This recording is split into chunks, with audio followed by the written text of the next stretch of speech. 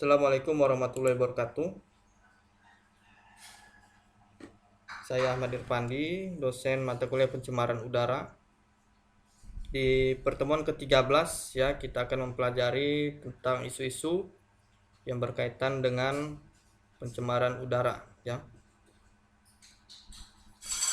Nah, menurut WHO ya 9 dari 10 orang itu meninggal akibat polusi udara. PBB juga sudah mengingatkan racun di udara dapat menyebabkan stroke dan juga kanker paru.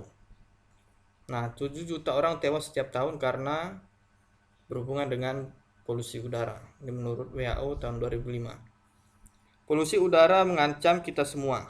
Ya, lebih dari 90% kematian akibat kualitas udara buruk terjadi di negara-negara dengan penghasilan rendah, ya seperti yang ada di Asia dan juga di Afrika. Nah, dampak dari polusi udara berasal dari udara ambien dan dalam rumah yang menyebabkan 7 juta kematian dini. Nah, kematian dini ini disebabkan oleh penyakit stroke, penyakit jantung, gangguan paru kronik, ya kanker paru dan juga ISPA. Nah, menurut ya pencemaran udara dapat dikurangi tentunya dengan mengganti sumber bahan bakar di rumah.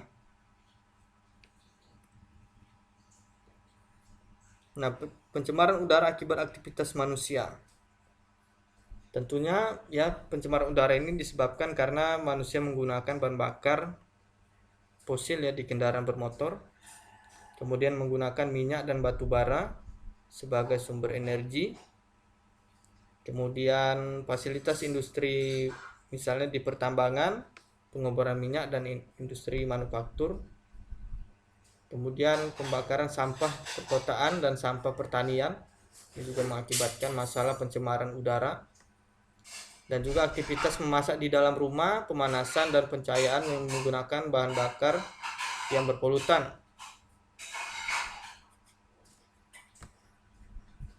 Ya, sehingga menyebabkan pencemaran udara. Nah, polusi udara di dunia.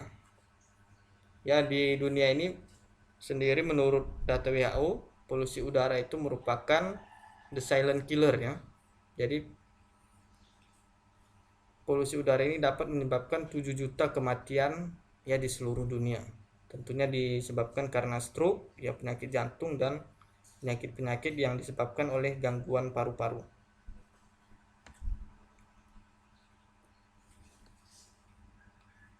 Nah, ini ya penyakit yang tidak menular mengakibatkan kematian ya pada usia 30 sampai 70 tahun. Nah, ini menurut data WHO. Ternyata yang tertinggi bisa kita lihat yang berwarna orange ini adalah penyakit kardiovaskular atau penyakit jantung.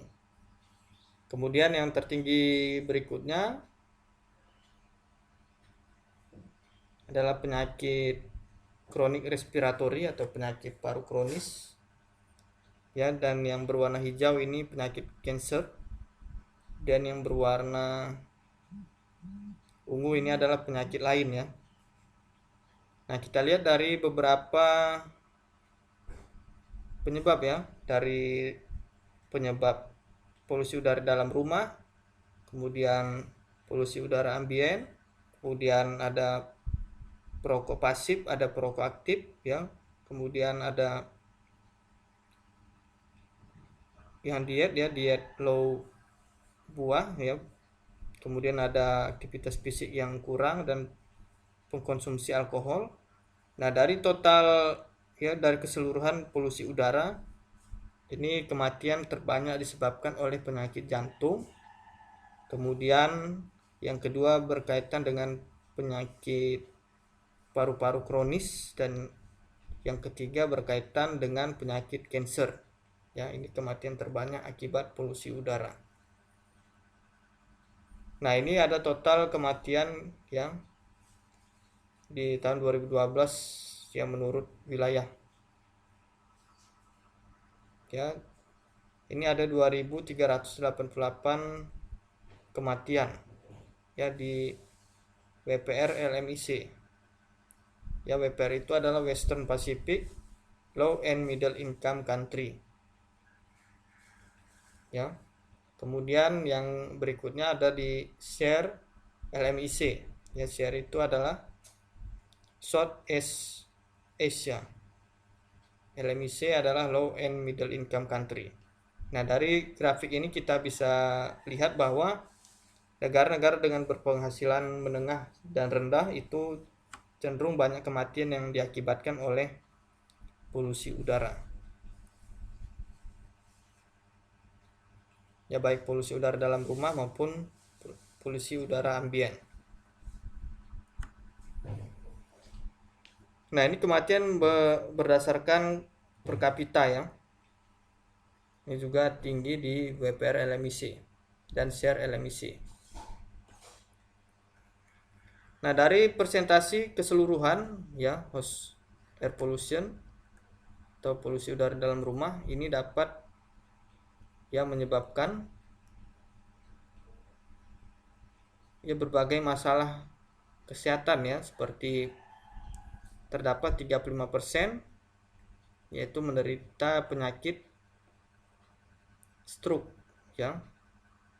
Kemudian 30% penyakit jantung. Ya, dan penyakit lain ya, ada 17% penyakit COPD ya. Chronic obstructive ya pulmonary disease. Dan juga 9% itu penyakit akut lower respiratory disease. Nah, ini penyebab kematian yang paling banyak itu ya apakah pada anak-anak, pada wanita atau pada laki-laki. Ternyata yang paling tinggi itu adalah kasus kematian ya akibat polusi udara itu pada laki-laki yang berusia di atas 25 tahun. Ya, kemudian yang kedua ada pada wanita di atas 25 tahun dan 10% pada anak di bawah 5 tahun. Nah, jadi polusi udara ini dapat menyebabkan 1,4 juta kematian akibat stroke.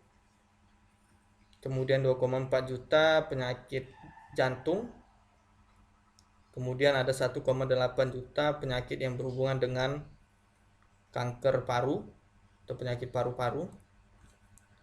Dan lebih dari 80% ya penduduk di perkotaan ini terpajan oleh polusi udara dengan level yang melebihi standar WHO ya. 80% melebihi standar WHO.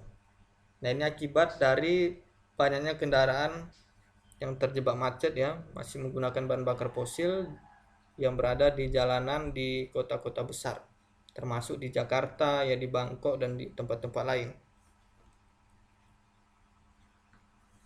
Nah, ini ada data 9 dari 10 orang di dunia itu ternyata tidak menghirup udara yang bersih. Artinya kalau kita jajarkan 10 orang, cuma 1 orang yang menghirup udara yang segar ya, itu yang bersih. Sisanya tidak. Ya, jadi polusi udara itu merupakan ya invisible killer. Ya, meskipun polusi udara itu tidak terlihat, tapi dia sangat berbahaya dan sangat membunuh.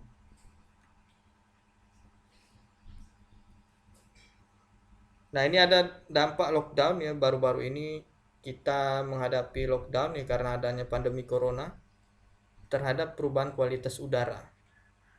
Ternyata dengan adanya lockdown ya, di mana aktivitas masyarakat semuanya berada di rumah ya, sehingga jalanan-jalanan di kota-kota itu menjadi lebih sepi ya. Akibatnya kualitas udara berdampak terhadap lockdown ini berdampak terhadap perubahan kualitas udara, di mana kondisi udara membaik ya dari sebelumnya. Nah, permasalahan terkait pencemaran udara di Indonesia itu belum tersedianya data akurat ya terkait data polutan pencemar. Seringnya terjadi kebakaran hutan akibat ulah manusia, banyak kendaraan yang tidak melakukan uji emisi, ya perilaku masyarakat yang membakar sampah, belum digalakannya sumber energi terbarukan, dan belum efektifnya penggunaan transportasi massal. Oke, sekian yang bisa saya sampaikan. Assalamualaikum warahmatullahi wabarakatuh.